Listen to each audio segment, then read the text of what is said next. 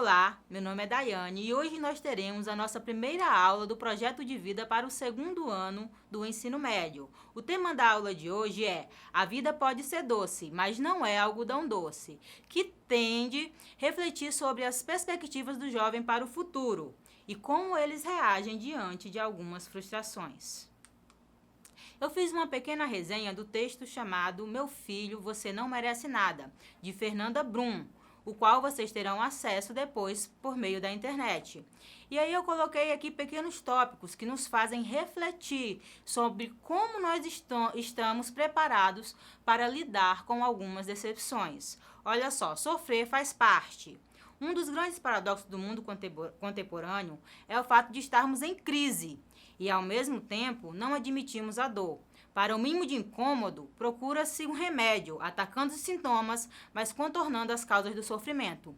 Então, nós estamos em um mundo onde sentimos algumas dores, sentimos algumas frustrações, mas não falamos abertamente sobre isso. Muitas vezes, sofrer é algo que nos é tirado por parte dos pais. Às vezes, os pais fazem com que os filhos cresçam em um mundo de ilusões, onde tudo é perfeito, como se a Terra fosse um eterno paraíso bíblico, e quando eles chegam na vida adulta, eles começam a ter dificuldades em lidar com os nãos que a vida lhe trará.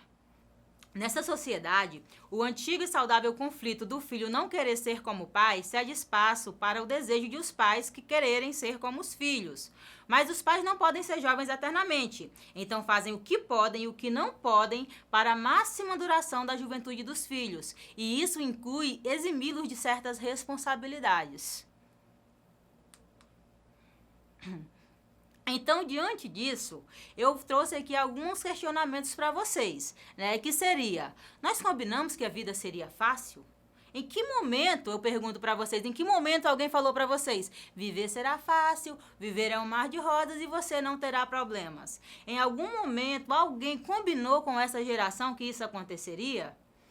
E aí eu vou fazer algumas perguntas e vocês irão respondendo para vocês mesmos, né? Aí na casa de vocês. Primeira, você exige muito de seus pais, avós, responsáveis, tios e irmãos mais velhos?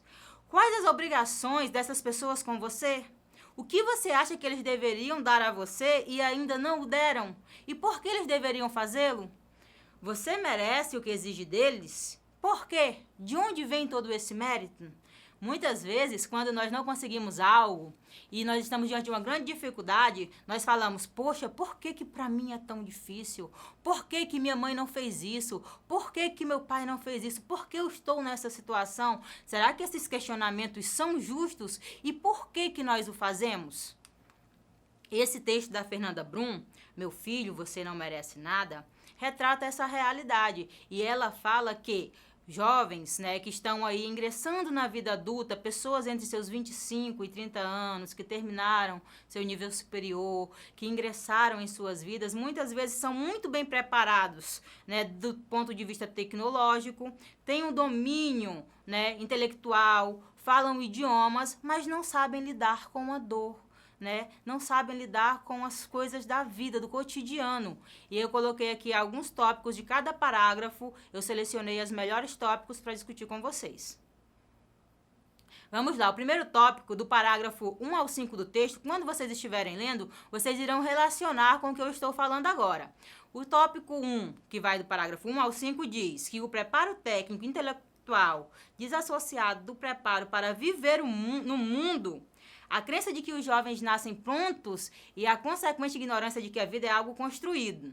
Esse tópico relata que, ao mesmo tempo que os pais dão aos filhos cursos de idiomas, viagens, um preparo técnico, deram a esses filhos que estão hoje em dia entre seus 25 e 30 anos, eles não prepararam eles para as dores da vida, que é aquilo que eu havia dito. Não ensinaram que seria difícil.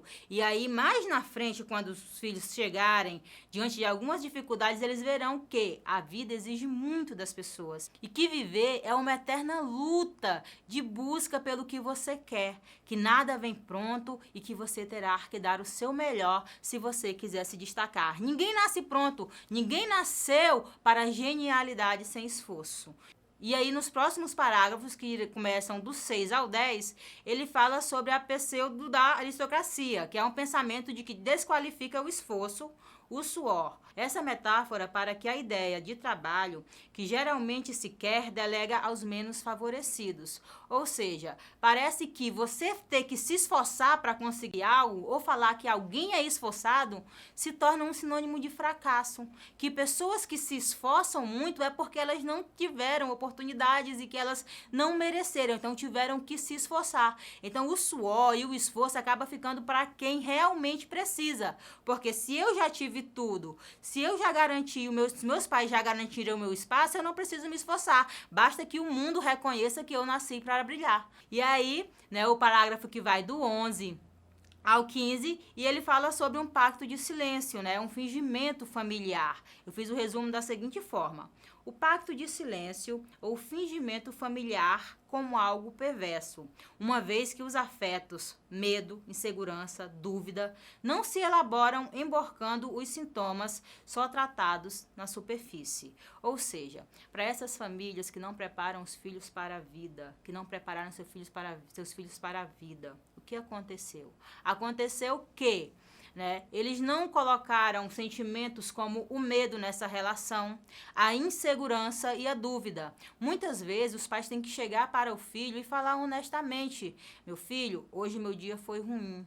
Hoje eu estou com medo, hoje eu não consegui. Francamente, eu não sei o que eu vou fazer, mas eu vou tentar. Faltou essa conversa, esse diálogo franco. Por quê? Porque se você não diz ao seu filho o que de fato está acontecendo, a realidade mostra que você não confia nele, que ele não é digno da sua confiança. E futuramente, quando ele crescer, ou se os seus pais estão fazendo isso, quando você crescer, que as dificuldades começarem a aparecer, porque sim, você não vai crescer eternamente numa bolha onde seus pais estarão te protegendo. E quando as coisas começarem a dar errado, quando as frustrações começarem a vir, você vai falar: por que meu pai conseguia tudo tão fácil, minha mãe conseguia tão fácil e eu não consigo? Será que eu sou um fracassado? E essas perguntas vão surgir naturalmente. Por quê? Porque você não via o processo doloroso pelo qual seus pais passavam. Ou os seus pais não mostravam. Ou você não mostrou aos seus filhos.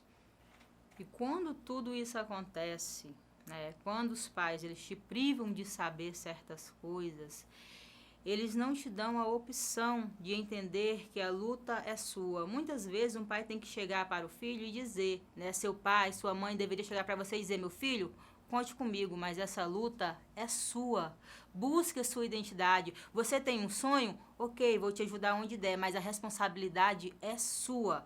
Quando você começa a se assumir como responsável pelo seu projeto de vida. Porque o que é o projeto de vida? O projeto de vida são coisas que você sonhou para você. São coisas que você desenhou para o seu futuro. Ah, mas eu ainda nem tenho um projeto de vida.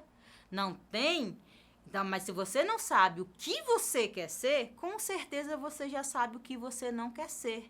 Ninguém quer ser mal sucedido, ninguém quer se dar mal na vida. E a partir disso, se eu não sei o que eu tenho que fazer para que eu quero ser, porque eu não sei o que eu quero ser, mas eu sei o que eu não quero ser. Então, o que eu devo fazer para me afastar dessa imagem da pessoa que eu não desejo ser?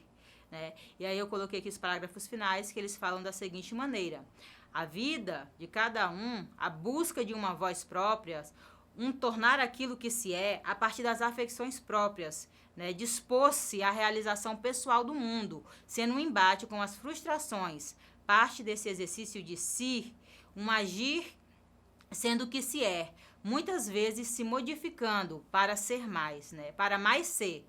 A aceitação de que viver é para os fortes. Então, a partir do momento em que eu assumo quem eu sou, o que eu quero, o que eu estou buscando para o meu futuro, e eu assumo a responsabilidade que eu devo ter em busca dos meus próprios sonhos, sem culpar ninguém, sem achar que, poxa, minha mãe deveria ter estudado mais para me dar um futuro melhor. Caramba, por que eu não nasci rico?